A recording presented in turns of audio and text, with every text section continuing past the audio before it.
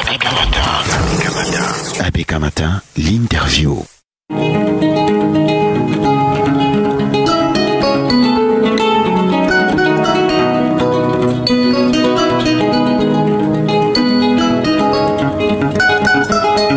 Je vous le disais ce matin, avec nous le docteur Yambé Timba. Sidonie Fikake et lui évalueront l'impact de la hausse de carburant à ce jour. Bonjour docteur Yambé Timba et bienvenue sur ABK Radio. Bonjour Madame Fikak. C'est un plaisir de vous retrouver encore ce jour. Disons-le, depuis le 3 février 2024, les Camerounais ont du mal à s'adapter aux nouveaux prix de transport qui sont officieux parce que les prix officiels n'ont pas encore été arrêtés et rendus publics. Les conducteurs d'engins ont entamé une grève le 14 février qui a été levée avec des promesses de revalorisation du prix du transport de l'ordre de 15%. Docteur Yambé Timba, les consommateurs sont encore bien partis pour subir les conséquences de cette hausse de prix. Écoutez, on fait face à une sorte d'incurie dans la gestion de ce problème de carburant au Cameroun, parce que c'est quelque chose, les années s'écoulent et chaque année, on a le même scénario. En fin d'année, le gouvernement dit qu'il y ait une hausse des prix du carburant ou pas, on en discute, on ne sait pas quoi faire. La plupart du temps, il y a une légère hausse et cette légère hausse a un impact sur le reste de la vie économique et on a l'impression que le gouvernement a des raisons occultes, inconnues du grand public pour lesquelles, effectivement, il a décidé de ne pas régler un problème qui, somme toute, a une solution qui est évidente, qui crève les yeux et qui demanderait juste un peu de volonté politique pour que ce soit réglé. Donc là, j'ai eu le sentiment qu'il y a eu de nouveaux prix en fin de semaine. Je ne sais pas si c'était jeudi ou vendredi. Et ces nouveaux prix des prix du transport maintiennent en réalité les prix pour l'essentiel, parce que c'est le transport urbain et interurbain qui intéresse surtout les gens, alors que le gros de l'impact est sur les marchandises. Oui. Et donc, on a maintenu les prix à, je crois, 300 francs pour le transport urbain en journée, 350 la nuit, et puis c'est à peu près les mêmes prix de transport interurbain qui ont été reconnus. Sauf que quand vous regardez là où c'est vicieux et que le grand public ne va pas pouvoir suivre, c'est en fait au niveau du transport de marchandises qui lui est facturé au kilomètre. Et là, l'impact va se ressentir et de toutes les façons, les populations, les opérateurs économiques n'ont pas attendu l'État pour ajuster les prix. Parce que, soyons honnêtes, tout à fait. Un chauffeur de taxi qui paye un peu plus cher le carburant qu'il consomme ne va pas continuer à percevoir le prix qu'il facturait au préalable, qu'il facturait précédemment. Donc, vous avez un gouvernement qui est en déphasage total avec la population, le peuple, avec les citoyens qu'il est censé diriger. C'est-à-dire, le gouvernement dit maintenant les prix à 300 francs, mais tous les chauffeurs de taxi demandent entre 350 et 400 francs en fonction des distances, oui. En fonction voilà.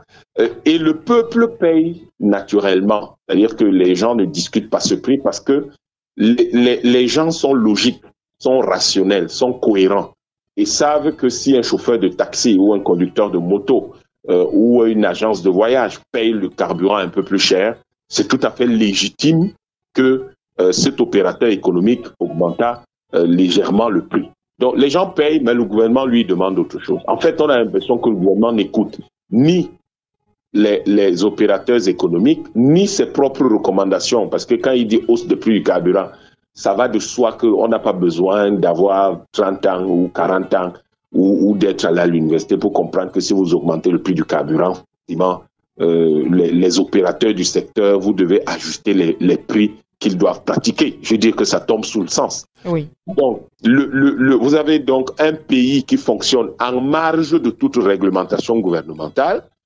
C'est terrible. C'est des petits éléments sur lesquels notre gouvernement ne s'arrête pas, mais c'est un rejet d'une unanimité grave. Ça veut dire que le peuple rejette unanimement ce que le gouvernement pense. Les gens acceptent même de payer un peu plus cher parce qu'ils croient que c'est légitime, parce qu'eux-mêmes ils sont rationnels, parce qu'eux ils sont cohérents, parce qu'eux ils sont logiques, à côté d'un gouvernement qui est complètement à côté de la plaque, puisque ce gouvernement est incapable de comprendre que si un chauffeur de taxi paye le carburant plus cher, il faut quand même que le prix de la place soit un peu plus élevé qu'avant. Oui. Donc, c'est quelque chose de terrible. Dans un pays normal, un tel gouvernement démissionne parce que ça veut dire que le peuple vous a rejeté. Le peuple vous a vomi. Le peuple ne veut plus de vous. Le peuple ne vous écoute plus. Vous imaginez ce que ça veut dire un peuple qui n'écoute plus son gouvernement, qui ne fait plus ce que son gouvernement demande? Oui. Enfin, c'est à ça que nous sommes rendus aujourd'hui. Docteur Yambé Timba, de nombreuses concertations ont été entreprises avec les différents acteurs du secteur des transports depuis le 3 février 2024 pour inviter ces derniers à lever leurs différents mots d'ordre de grève annoncés. Est-ce que vous pensez que ces différentes concertations vont permettre de résoudre ce problème sur la durabilité, sur la durée? En matière de management basique, c'est des concertations qui auraient dû avoir lieu avant. Ce n'est pas après. Ça veut dire que les gens qui prennent les décisions de la hausse des prix du carburant, en réalité, c'est des décisions, soit elles sont irréfléchies. Donc, à un moment donné, bon, on dit allons-y. On n'a pas évalué tous les risques, on n'a pas fait tous les calculs prospectifs qu'il fallait faire. Soit, en réalité, c'est une grosse manipulation politique qui consiste soit à créer un risque de chaos, donc, disons à faire, à faire qu'un risque de chaos se réalise, soit à tester un peu les capacités de résistance du peuple. Est-ce que ce peuple-là est capable de résister à des décisions totalement irrationnelles, incohérentes, illogiques, sans impact réel sur le développement du pays? Et donc, on teste un peu. Est-ce que le peuple va résister? Est-ce que le peuple va réagir? Est-ce que le peuple va encaisser? Et oui, dans tous les cas, c'est une attitude extrêmement dangereuse. Parce que 30 millions de personnes qui se déchaînent un jour, il n'y a aucun gouvernement dans le monde capable de les arrêter. Aucun. Oui. Aucun. Et donc, la bonne manière de faire, c'est de procéder d'une manière qui soit limpide, d'une manière qui soit cohérente, d'une manière qui soit professionnelle. Mais cette approche qui consiste à augmenter les prix, ensuite recevoir les partenaires sociaux, c'est quand même un manque de professionnalisme et de rigueur de gestion qui ne dit pas son nom. Vous décidez, parce qu'on suppose que ce n'est pas le 31 décembre dans la nuit qu'on s'en est rendu compte, tout à fait, parce que le président en a parlé, c'est quand même le suivi de la gestion de l'État depuis le 1er janvier 2023 qui, à un moment donné, a mis en évidence l'idée qu'il faut augmenter les coûts. Donc, à partir de là, on aurait dû commencer des négociations avec des partenaires sociaux. On aurait dû commencer des évaluations. Quel est l'impact? À quel niveau faut-il? Quelle est l'augmentation qu'il faudra annoncer, faudra faire, etc. Mais surtout, comment on règle le problème à sa base? Parce qu'il faut régler le problème de manière fondamentale. Oui. Comment on entend régler le problème? On ne va pas traîner, faire des hausses tout le temps. Le jour où on va augmenter tous les ans, c'est pourquoi? C'est pour arriver à 10 000 francs le litre de carburant un jour. Et quand on arrivera à 10 000 francs le litre de carburant, on va faire quoi? Ça va donner quoi? Les gens vont payer le transport interurbain au Cameroun à 40 000. Mais c'est des absurdités, je veux dire, du brainstorming qui devrait amener les gens à dire non, la hausse des prix du carburant, ce n'est pas la chose qu'il faut faire. Il faut régler le problème en créant des complexes pétrochimiques pour qu'on puisse avancer. Donc, vous amenez aujourd'hui là, vous faites asseoir les partenaires sociaux. Oui. Si c'était des partenaires sociaux rigoureux et sérieux, croyez-moi, ils n'auraient même pas écouté le gouvernement. Ils auraient posé ce qu'on appelle les conditions préalables. Parce que si vous avez déjà pris votre décision et vous venez ensuite faire asseoir les gens pour les informer et donner l'impression que vous voulez discuter avec eux, des partenaires sociaux rigoureux, sérieux, conscients de leur pouvoir dans la société, vont vous poser des conditions préalables. Et parmi les conditions préalables, ça va être, par exemple, de leur expliquer, de leur dire quel est le plan de l'État pour régler ce problème définitivement. C'est une condition préalable, qui est même une condition citoyenne. L'État, ce n'est pas quelque chose qui tombe du ciel, c'est nous tous. Oui. Donc, il ne faut pas que quelques individus à qui on a confié des responsabilités fassent comme si l'État, c'est eux. L'État, ce n'est pas vous, messieurs.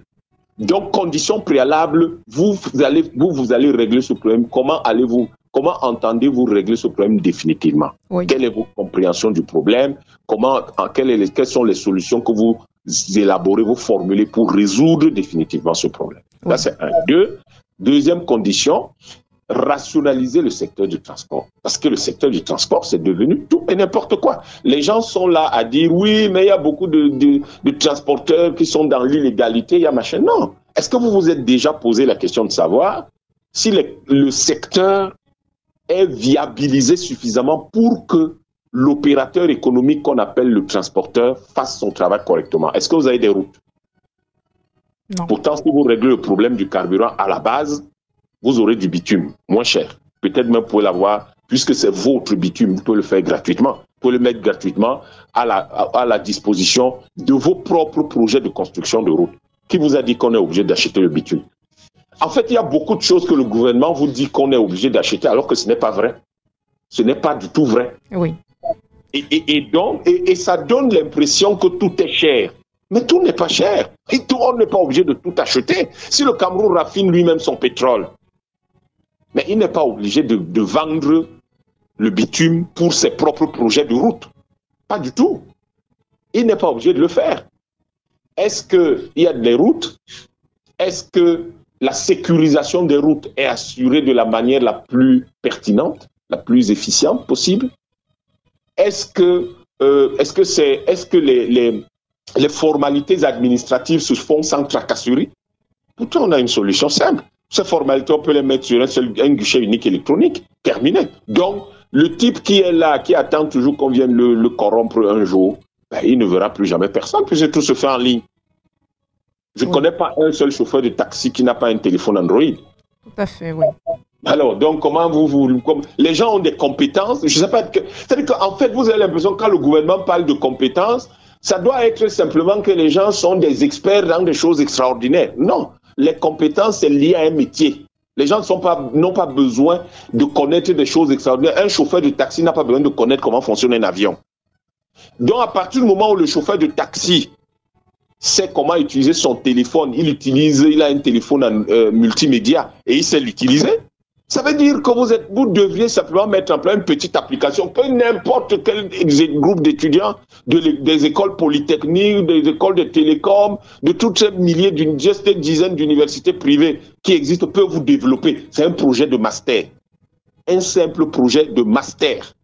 Et le lendemain matin, vous avez dit que 3-6 mois après, ces gars savent développer ces applications. Vous les mettez donc en ligne, au lieu parce qu'ils ne vont pas faire ça parce qu'ils voudront acheter ça ailleurs à 1 milliard. Oui. Alors que c'est un simple projet de master qu'on peut confier à une dizaine d'étudiants qui sont dans une école d'ingénierie ou dans une école de mathématiques, dans une faculté de mathématiques et d'informatique. Et les gars font ça. Et donc, tous les chauffeurs de taxi, tous ceux qui sont des transporteurs se connectent là pour payer, pour faire. Mais aujourd'hui, est-ce que vous allez, quand vous faites votre passeport, est-ce que vous allez encore dans les services de l'immigration, de la police des frontières, avec de l'argent liquide? Non. Donc, plus de corruption. Alors qu'avant, vous arriviez là-bas, on vous disait que non, on peut faire le passeport express, donner 300 000, on peut faire le passeport machin, donner 500 000. Aujourd'hui, vous payez tout en ligne. Vous arrivez là-bas avec vos papiers, c'est juste pour confirmer les informations que vous-même vous avez entrées déjà. Et en 2 jours, vous avez votre passeport. Parfois, le même jour, vous avez votre passeport. Oui. Pourquoi on ne rationalise pas le secteur du transport qui est beaucoup plus important pour l'économie du pays, pour la vie du pays, que les passeports? Pourquoi on ne rationalise pas ça? De cette façon-là. Ça permettrait de gagner du temps. Et le temps, ça veut dire de l'argent, c'est-à-dire au niveau du pays, ça veut dire du PIB. Ça veut dire des points de croissance. Oui. Et ça veut dire des points d'attractivité pour les investisseurs à la fois nationaux et internationaux. Bon, c'est moi qui dois aller expliquer ça au ministre des Transports et au ministre de l'Économie. Ils ne savent pas ça. C'est moi qui dois aller leur expliquer ça.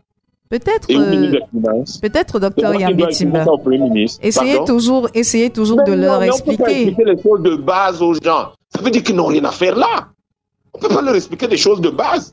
Qu'on leur explique quel est l'intérêt d'une centrale nucléaire ou l'intérêt de construire une usine de fabrication d'avions au Cameroun, mais leur expliquer que le fait de créer un guichet unique pour que les chauffeurs de taxi ne se fassent plus arnaquer et que les transporteurs ne se fassent plus arnaquer crée de l'attractivité pour le pays, pour les investisseurs internationaux et nationaux, et que ça permet de générer de la croissance pour le pays. Si on doit expliquer ça à un gouvernement, ça veut dire que ce gouvernement n'est pas à sa place. Point. Ça veut dire qu'ils ne savent pas pourquoi ils sont là. Docteur Yambé Timba, on n'a pas l'impression que la société civile et les partis politiques ont vraiment pris ce problème d'augmentation des prix du carburant à bras le corps. On n'observe pas beaucoup de sorties là-dessus venant de ces différentes entités qui pourtant donnent de la voix lorsqu'il s'agit d'autres sujets d'actualité dans le pays. D'autres sujets sans intérêt qui leur demandent de travailler davantage et ils ne le font pas. Là, allez chercher à gratter un peu, vous trouverez quels sont leurs intérêts. Pourquoi ils ne parlent pas?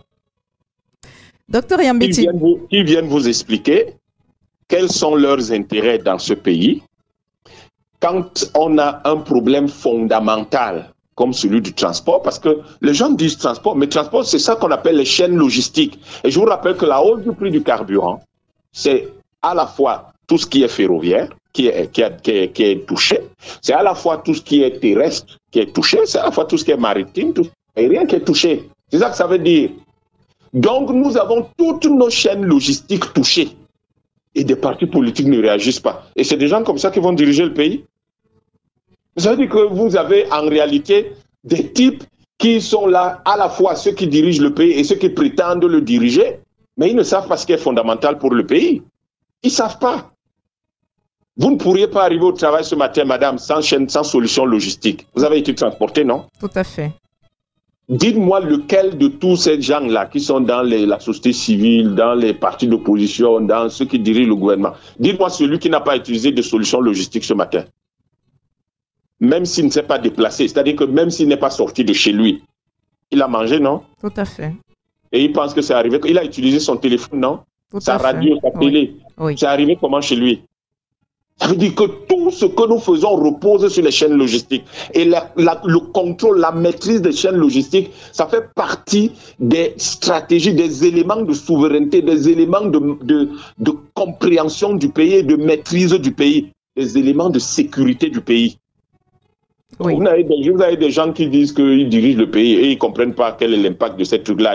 Ils s'amusent là, ils invitent les partenaires sociaux à la négociation après avoir fixé les prix comme ils veulent, sans régler le problème à la base. Vous avez ceux qui prétendent diriger le pays demain, ou ceux qui sont censés être la conscience du pays et qui attirent l'attention, qui ne réagissent pas sur l'une des choses les plus importantes du pays. Ça vous dit quel est le niveau d'intérêt, le niveau de désir de ce que le Cameroun se déroule, que tous ces gens-là ont.